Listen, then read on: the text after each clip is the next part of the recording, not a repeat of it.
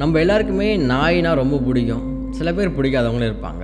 நம்ம நாயை வந்து கொஞ்சத்துக்கு மட்டும் யூஸ் பண்ணுவோம், நம்மளோட ஸ்ட்ரெஸ் ரிலீஃபுக்கு யூஸ் பண்ணிப்போம். சில பேர் வந்து அழகுக்காக வளர்ப்பாங்க, பல விதத்துக்கு நாய் வளர்க்குறாங்க. பட் ஆனால் நம்ம வந்து இன்றைக்கி வரைக்கும் யூஸ் தான் பண்ணிக்கிறோம். இதுக்காக நான் நாய் வாங்கினேன். நம்ம நாய்கிட்டேருந்து கற்றுக்க வேண்டிய ஒரு விஷயம் என்னென்னா, நீங்கள் என்ன தான் அதை அடிங்களேன், அது உங்ககிட்ட ஈகோ காட்டாது, கோவம் காட்டாது. கோவம் மீன்ஸ் வலி தாங்கலைன்னா கடிக்க வரும். அது எல்லாருமே மனுஷங்களுக்குள்ள மாதிரி தான். வலி செஞ்சுருக்கவங்க வலி தாங்கலைன்னா கடிக்க வருவாங்க, இல்லை ஏதாவது நம்ம மனுஷங்கன்னா அடிப்போம். அதே மாதிரி தான் நாய் பண்ணும். பட் நீங்கள் எவ்வளோ கோவத்தில், நீங்கள் எவ்வளோ ஸ்ட்ரெஸ்ஸில் இருந்தாலும் அந்த ஸ்ட்ரெஸ்ஸை வந்து அதுக்கிட்ட காட்டிட்டு கொஞ்ச நேரம் கழித்து அதை கூப்பிட்டு பாருங்களேன், ஒன்றுமே தெரியாத மாதிரி புதுசாக ஒரு நம்மக்கிட்ட வந்து நம்ம மேலேயே நக்கிட்டு இருக்கும், நம்ம மேலே ஏறி விளையாடும்.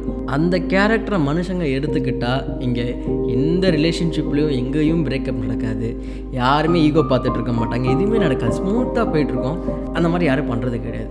நீங்கள் உங்களுக்கு பிடிச்ச பர்சன் கிட்ட அவங்க என்ன தான் திட்டினாலும், அவங்க ஒரு கோவத்தை சில பேர் திட்டாங்க, சரி பரவாயில்ல, தெரிஞ்சே திட்டாங்கன்னா கொஞ்சம் அதை மன்னிச்சுட்டு அவங்ககிட்ட போய் பேசி பாருங்களேன். அடுத்து அப்படி என்னது அவ்வளோதானா, சப்ப மேட்ரு, இதுக்கு இவ்வளோ வீம்பு பிடிச்சிட்டு வந்தோம், இவ்வளோ ஈகோ பார்த்துட்டு இருந்தோன்னு உங்களுக்கே தோணும். நாய் மாதிரி எதையுமே மனசில் வச்சுக்காம, சரி ஓகே கோவப்பட்டு திட்டாங்க, பரவாயில்ல திட்டிட்டு போகிறாங்க, நம்ம பிடிச்சவங்க தானே திட்டாங்கன்னு சொல்லிட்டு விட்டுட்டிங்கன்னா அங்கே பிரச்சனையே கிடையாது.